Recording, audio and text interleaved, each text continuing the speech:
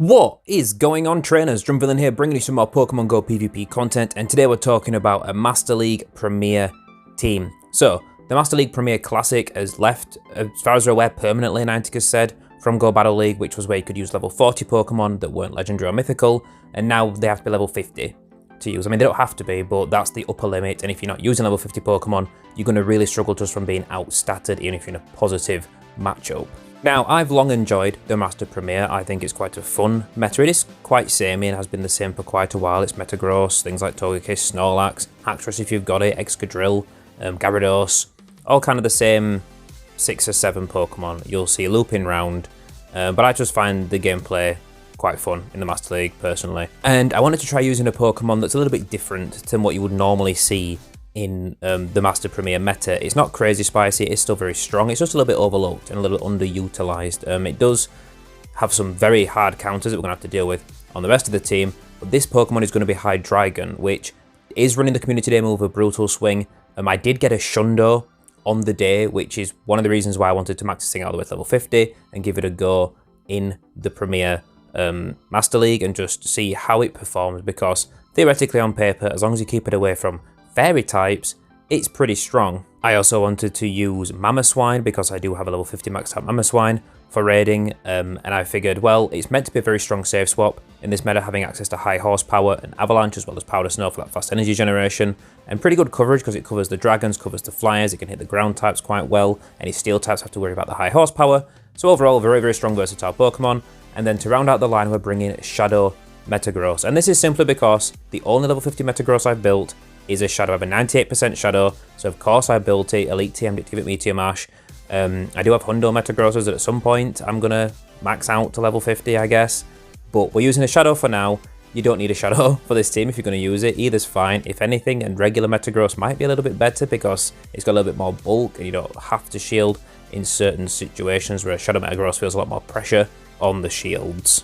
Personally, like I said, I enjoy Master Premier because I don't have a full armory of level 50 legendary Pokemon. I don't go, I raid pretty hard, but I don't raid as hard as, you know, the hardcore raiders that do that'll grind out 300 XL candy for every legendary, especially since before the recent buff to in-person XL candies and then the nerfs to remote raiding and everything like that and making it more expensive and more difficult.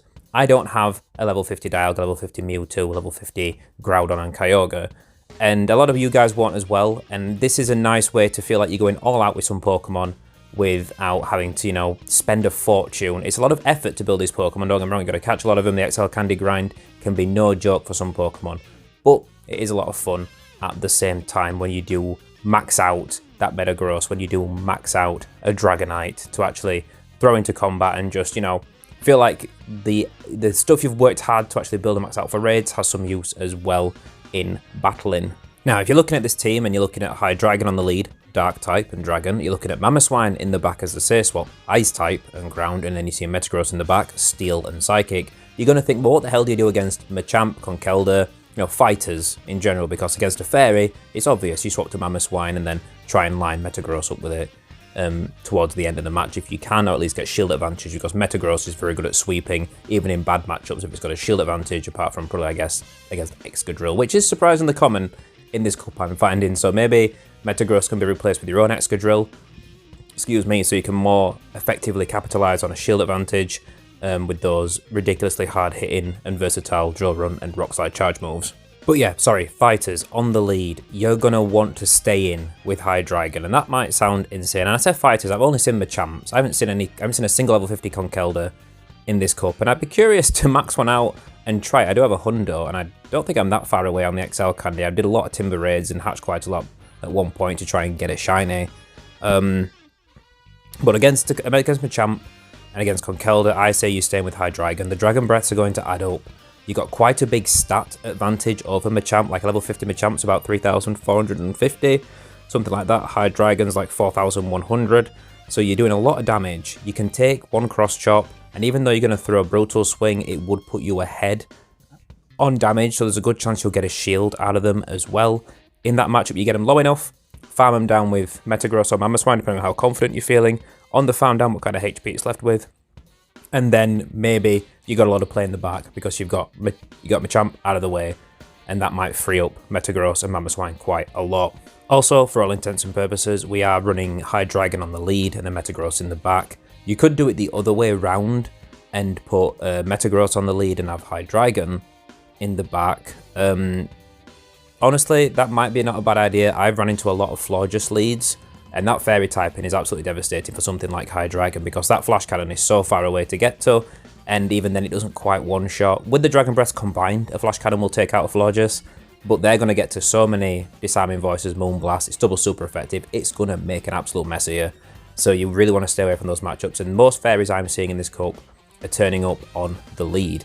So I would say it's worth shuffling this team around if that's what you're running into, that's what your experience is, but also the Mamoswine save swap with the Metagross in the back is very, very strong because a lot of people swapping things into Mamoswine that would also be counters to Metagross. Like a lot of people bring Gyarados into Mamoswine, and if it's a Dragon Breath Gyarados, you can put a lot of work in with the Powder Snow and Avalanches.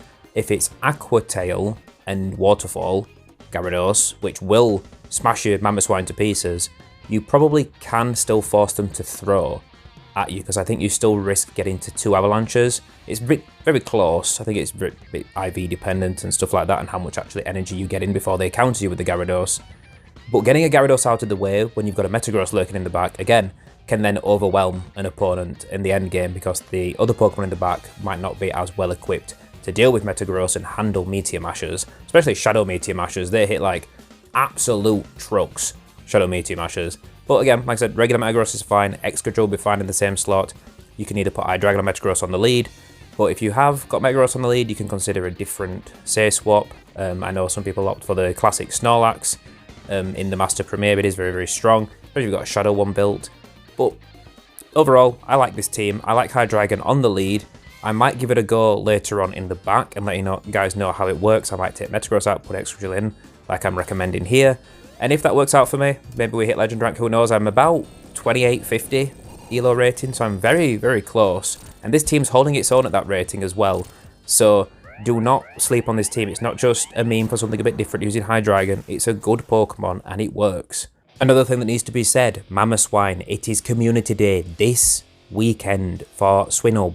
You can grind the candies, the XL candies out there to max out Mamoswine. You should do that, it is worth it. Mamoswine is an incredible raid attacker for so many of the bosses that come and go. Even like the current Tapu Bulu, Mamoswine's a great counter if you don't have any poisons maxed out. It's good against the dragons, good against the flyers.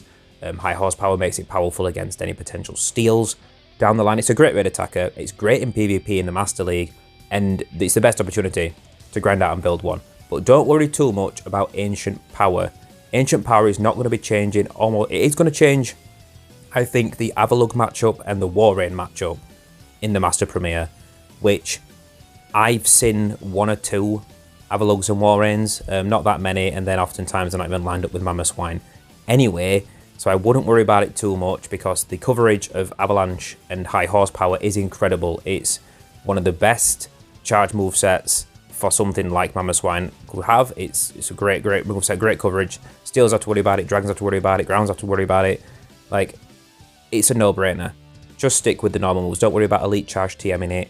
And then you've also then got to worry about Elite Charge TMing your Hydreigon and your Metagross for Meteor Mash and Brutal Swing anyway if you've not already got those with those moves. So don't stress about Ancient Power on Mamoswine. Don't worry about it. Just gather the resources, and if you're not going to build it just yet, don't worry about evolving on the day. That's fine, but it's worth grinding those resources out for it while it's in this weekend. I can't recommend many Pokemon more overall for how useful they are overall in the game. Now, if you don't have Hydreigon built, you don't have access to a good one, you don't have the XL candy to max one out, alternatives that you can use, there's nothing that really fills exactly the same slot. Dark Dragon is a pretty nice typing, like I said, apart from the fairies you gotta watch out for. Haxorus is a very similar Pokemon to use, but again, that's not even had a community day yet, so that's even harder to have gathered the XL candies for than Hydreigon. You can run Garchomp, but again, bit different coverage, or you can run Dragonite. Basically, I recommend a Dragon in that slot, to be honest, for its coverage, and then the fact you've still got Metagross, or a Steel type at least in the back, to cover against those potential fairies. Oh, and in replacement of Mamoswine, if you don't have a Mamoswine, or you want to use something a bit different to that, Warrain is not as strong, it's not got as big a stat product, but also it shifts some matchups in its favour. Like, I think it has a better matchup against Gyarados, especially Waterfall Gyarados. It actually has a positive matchup against Mamoswine. Like, I think Warren beats Mamoswine. Not super comfortably, but it does beat it because those Icicle Spears are a bit more spammy. They hit neutral. The Mamoswine's got to go for high horsepower, and you can survive one of those. It doesn't matter if you get Shield Bait or anything like that, because they have to land more than one anyway to take you out. Now, I'll tell you a couple of things that surprised me about Hydreigon and how it performs in the Master League is that you can take a Meteor Mash surprisingly well. Don't get me wrong, if they've got 2 shields and they can be shielding up the Brutal Swings and they get a Meteor Mash through, they're going to be able to bullet punch you down eventually. But being able to survive a Meteor Mash is quite nice for a lot of Pokemon. Like, not Pokemon have that bulk in the Master League, and also surprised by how hard Brutal Swing hits certain Pokemon. Like, if you're in a drawn-out matchup with Excadril, you can survive a drill run very comfortably after land 2 to take you out. But over a longer matchup, if you get a Brutal Swing through, you can Dragon Breath them down, because the Dragon Breath hits reasonably high. You know, Excadril's pretty squishy as it is. Its main selling point is its immense attack stats as well as good charge moves. So you're not in a terrible position in matchups that you might think you are in a bad position for. So, like, for example, it's a similar thing as with Dragonite and Excadril, where it's a positive matchup for Excadril, but it's not as positive as you want it to be, because those Dragon Breaths add up, and even the Dragon Claws, not even the Superpower, is going to do a substantial extra chunk of chip damage. And Brutal Swing's a pretty good move, to be honest. It's got great damage output, and with the stab as well on Hydreigon, it becomes a very, very strong move in the Master Premier overall. Also, it can hold its own against Gyarados. A Dragon Breath Gyarados, to be precise. Like Waterfall Gyarados is obviously gonna really struggle against Hydreigon, because not only are you resisting the fast move, you're resisting Aqua Tail and Crunch. But Dragon Breath Gyarados, like, yeah, you're only hitting them for regular effective Dragon Breaths, they're hitting you for super effective, but your stats are a lot higher, and you can't force switch advantage in that situation, but you can get shield advantage if you're lined up against Gyarados on the lead with Hydreigon, because they have to shield your Brutal Swing, or you can take the matchup. If they don't shield it up, you're going to be able to farm them down. If you shield them up, which is not worth, I don't recommend you shield a Gyarados, because they're going to throw Aqua Tail or Crunch, and it's going to be resisted. It's not going to be the problem, it's the Dragon Breath that's going to be doing most of the work. That little bit of extra health on your Hydreigon is probably not worth Aqua Tail. It's not worth a shield in most situations, unless, of course, you know, end game and all that. You know, you guys know what you're doing in Go Battle League, right? By the way, if any of you guys have been watching for a while, watching my videos, you might notice this is a bit of a different style of commentary than what I usually put in on my videos. And normally I introduce the team and then jump into commentating on matchups pretty quick and talking about choices I'm making and maybe why I'm making those decisions, or things I could have done better or worse in matchups. And this time I wanted to just kind of chat a bit more casually with you guys about what's actually going on in the battles and what's going on with the team, and just be a bit more general about it, and then also talk through some specific situations, just like about a Machamp lead, and that you should just stay in with Hydreigon in that. But let me know if you like this style instead, or don't. You know, if you don't like this style, let me know down below. If you prefer me actually talking about matchups a bit more specifically, that's fine. Let me know. I'm just trying something a bit different for you guys. If you're enjoying the video, hit the like button. Helps me out massively, helps spread the video around, lets me know that you guys enjoy what I'm doing.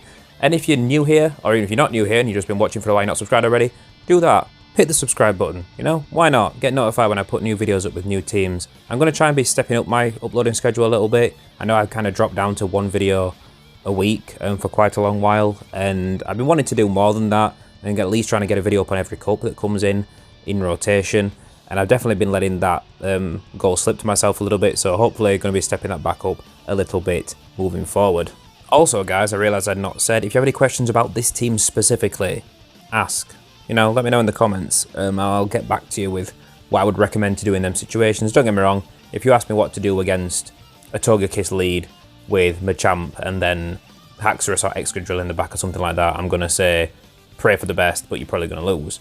But if there's nuanced matchups that you're not quite sure how they play out or what I would recommend to do if it's not that particularly clear, then ask, and I'll try and get back to you with a solution on at least the best approach to playing it out and hoping that it goes in your favour in the long run. With all that being said, thank you guys so much for watching through this. If you've listened to me ramble this long, I apologise if I've been all over the place. Just been wanting to kind of let my mind wander a bit and just spew my thoughts on the team and the Pokemon as I'm going a bit with it, a bit more casual, rather than going too over, going too deep into overthinking each matchup, when sometimes you just got to watch some matchups and you just got to see some gameplay and just see decisions being made, and you don't need me walking you through every single bit of it. So I'm going to leave you with this last matchup, and I will catch you guys next time.